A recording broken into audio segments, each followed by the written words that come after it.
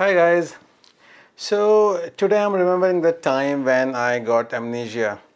It's kind of meta, isn't it?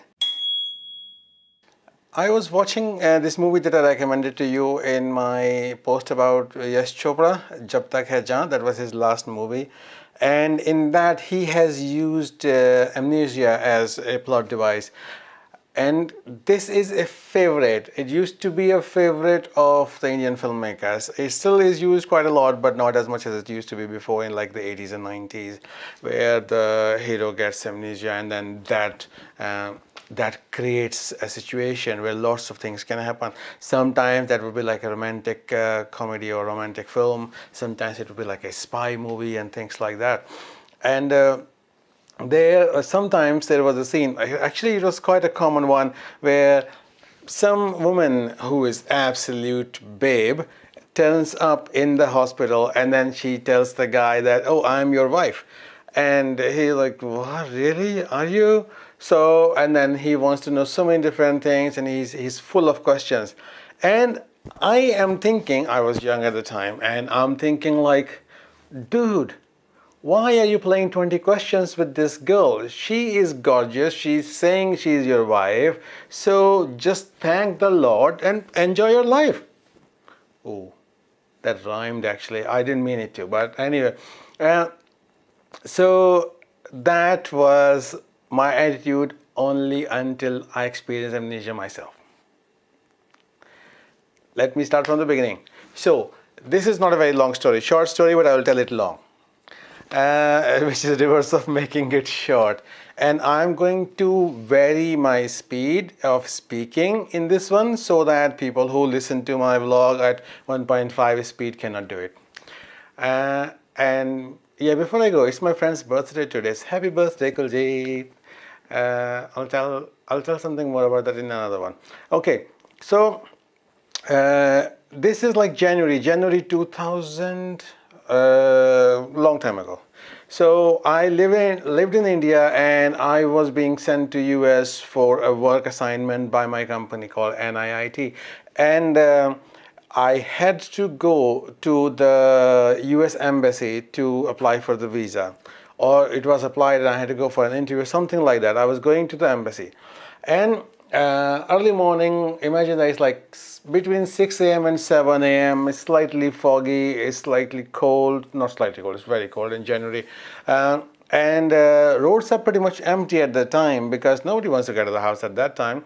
And I was on my bike. Now, Indian motorcycles are not as powerful as the motorcycles here in UK and US. Here, motorcycles are usually like 600cc and above. And in India, most people go for like a 100cc bike because it's more fuel efficient, it's cheaper to maintain. And mine was 125, and it was like a really nice bike, so it had slightly more power, which I enjoyed. So I'm riding on the Delhi roads, kind of empty, and I'm at about 80 kilometers an hour. Okay, yeah, in India we measure in 80 in kilometers, so about 50 miles an hour. And I come to this fork, which is okay, I've made a map for you, so I'll show you this. Excuse the crudity of the map. And this is how the road was. So half of the road on the right was going up to a flyover, and the flyover would carry me over the ITO junction, the ITO crossroads. And the ITO stands for Income Tax Office, because this is how things are named usually, because there's an income tax office on that crossing. And then this right half of the road was going up on this flyover, and the left half was forking off to the left, and then at some point turning back under the flyover and joining that crossing, that road, which was Vikas Marg, I think.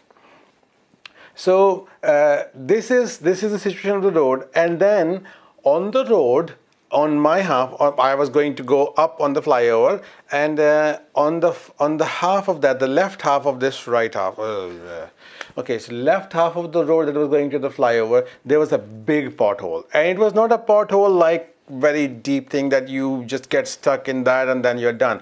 It was like a wide one where if you go into that, then you like that, you would go through it. but it would be hard. It would be dangerous as well because you can lose balance also. And I had been caught in that pothole like a day or two before, so I was very much aware of that. And as I'm coming to it, I'm watching it. I am keeping to the right so that I do not get stuck in that pothole again. I do not go through that.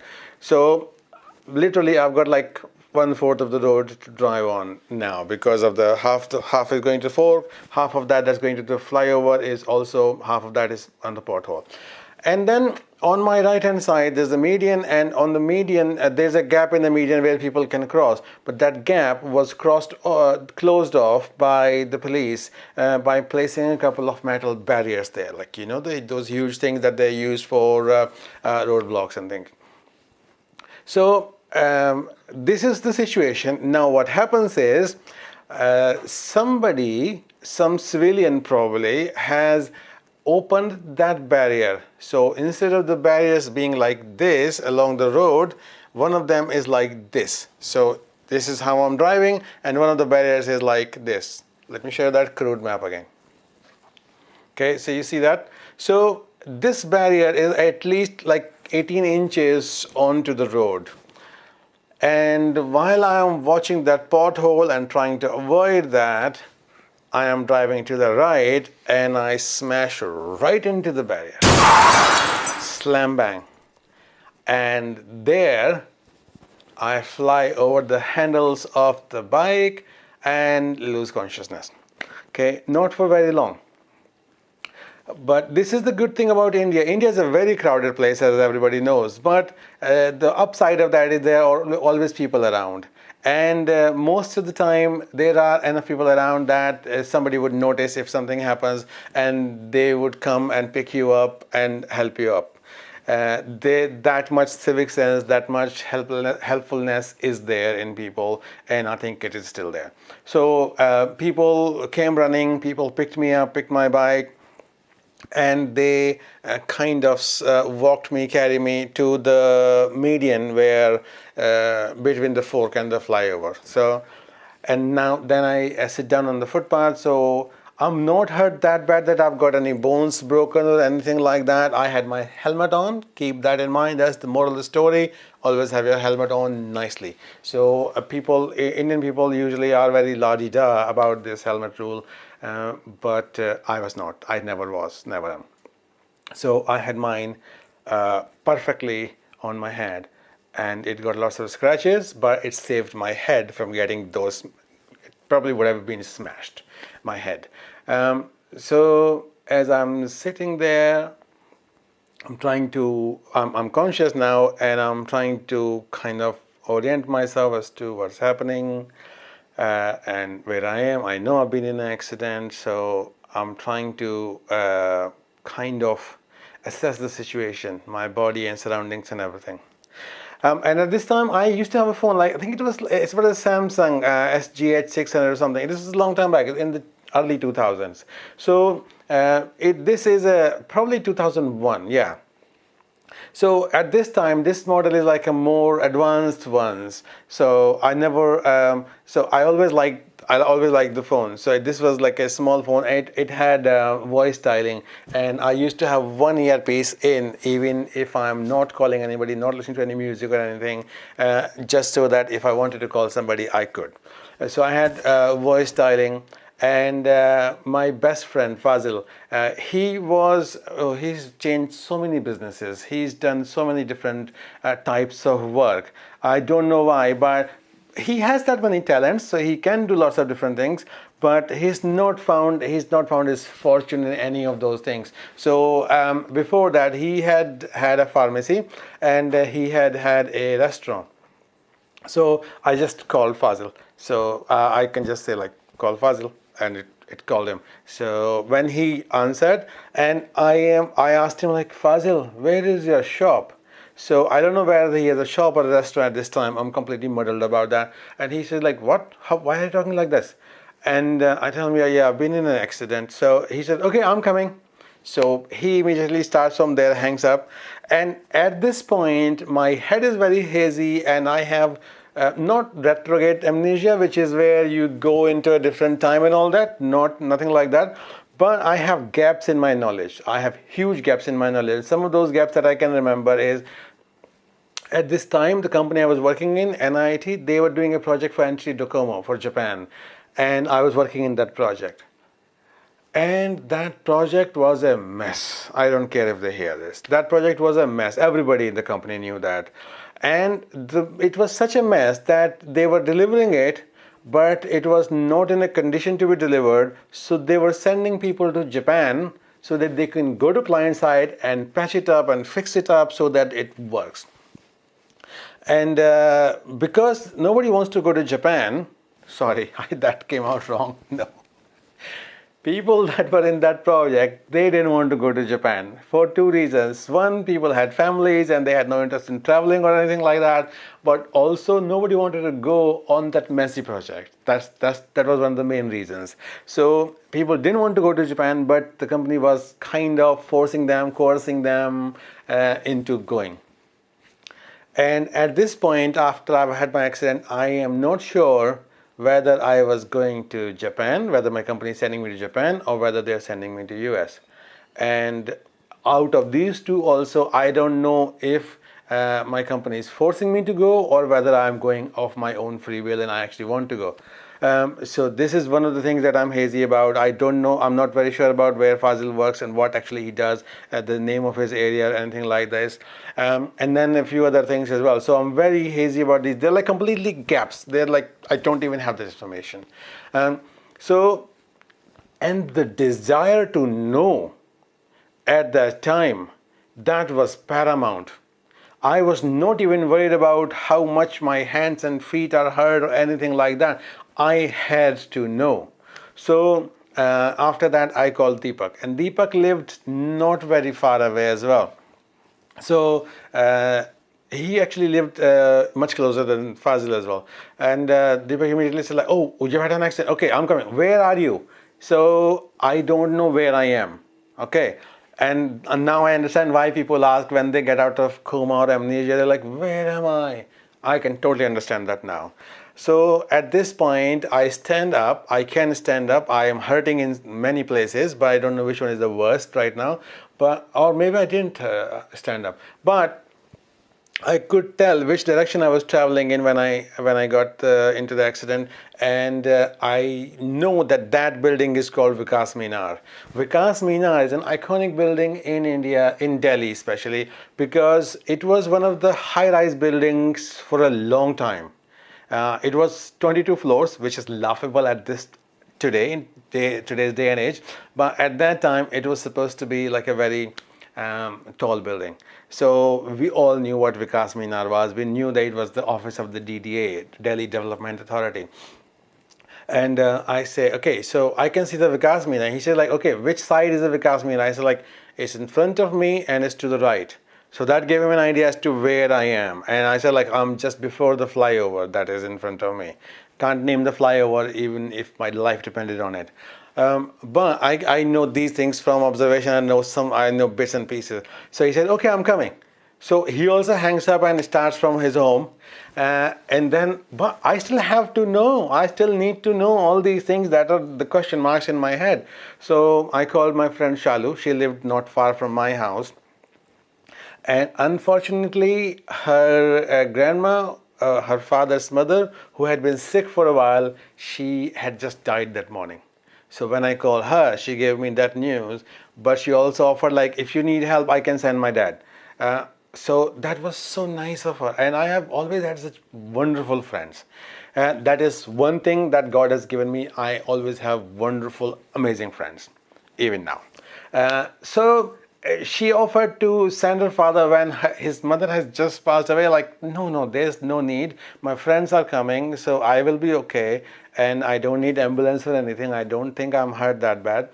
But I wanted to ask her questions, but I could not, because in her house it was all mourning and it was all chaos, pandemonium. So she hangs up as well, and then I keep having these questions. I don't know who to call now, because that was all the things that I had on the top of my head, that these are people I can call. So at that time, it's awful, it's horrible, the need to know and the gap in the information in my head. And Fazil and Deepak, they both arrived at the same time. They put me in an auto rickshaw, and then they took me to a clinic, to a doctor's clinic just below the slopes, so in Lakshmi Nagar, and got a tetanus injection. He checked it. So I had a sprain in my right foot, I think. So the sprain was serious enough sprain that I could not walk on it, and it hurt. But other than that, I no bones broken or anything, thank God. So I had scratches and everything. That's fine. So from there, there's no meaning of going forward anywhere. So somebody brought my bike. I think one of my friends would have brought my bike, and Fazil was with me. So we got everything done, and then they brought me home. And this is the thing. By that time, I was taking the accident seriously, not very serious. I knew I was hurt and all that, but I was not taking it so serious, like, oh my God, what's happened to me kind of thing. But when I come home and my mother is there, we had called my mom. Somebody had. I think Fazil or Deepak had called my home and told my mom that I've been in an accident and hurt a little bit. Everything is okay, don't worry. So as soon as I come home, and my mother's got tears in her eyes. She's not crying, but she's like very, very close. So this is how I realize that mothers are so precious, because I feel that if my mother had been able to take that injury on her body instead of mine, she would have done that in a second, especially my mother. And this is something that children never understand and never would until they become parents. So anyway, so that was like a whole 1 week, or about a week or so. I was complete bed rest, leg lifted up, and people were visiting me, all that sort of thing. And ultimately, the good thing from that was that I did not have to go to the embassy, but I did get to go to US. So, which was a big boost for my career. That was a great thing for my career, and personally, because I wanted to travel, I wanted to go to US. It was one of my dreams. So I did manage to go to US in a couple of weeks. And at that time, my foot was still hurting, so I did not have any bandages on, but it was still a little bit of a residual pain. So every time, I still remember, every time I got on or off a walking strip, you know those moving strips on the airport, or on the escalator, I would go like that, because it would hurt in my ankle. But it's completely okay now, thank God. And I don't even remember which foot it was, but I think it was the right foot. So it's all good. You can always make comments, and you can always say like, don't do that. Come, what, you stupid, don't do that, don't do that. But you don't know until you have been in that person's situation, until you actually experience something like that. So, which is, I think that's a lesson for us, then not to judge other people, not just the movies, but in real life. Don't judge other people that, oh, why can't they do this? Because they might be fighting their own battles, they might have their own issues which they can't get over, or which they are struggling with, which they're working on. So if you have friends who have issues, all you can do is support them. If you have strangers and then you want to judge them, please don't judge them too harshly, too quickly, because everybody is fighting their own battles. That was my lesson from it. And my other lesson was that don't drive so fast, and watch where you're going, and always have the helmet on. So that helmet was destroyed, but it saved my head.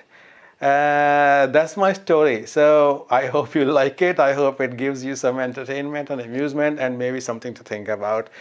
Thank you very much for watching, and I will see you tomorrow. Oh, I am going tonight to Tapton Hall to my favorite dance social. So I will take photos there as well. So maybe tomorrow I will talk about how to take flash photos in a dance event like this. So there are some things that I have learned from doing this for a while now. Thank you very much for watching, and please subscribe. Bye. Oh, by the way, my memory repaired itself by the time I got home. So it was all right. I didn't have to spend weeks and months thinking about who I was or who my parents were or anything like that. Right?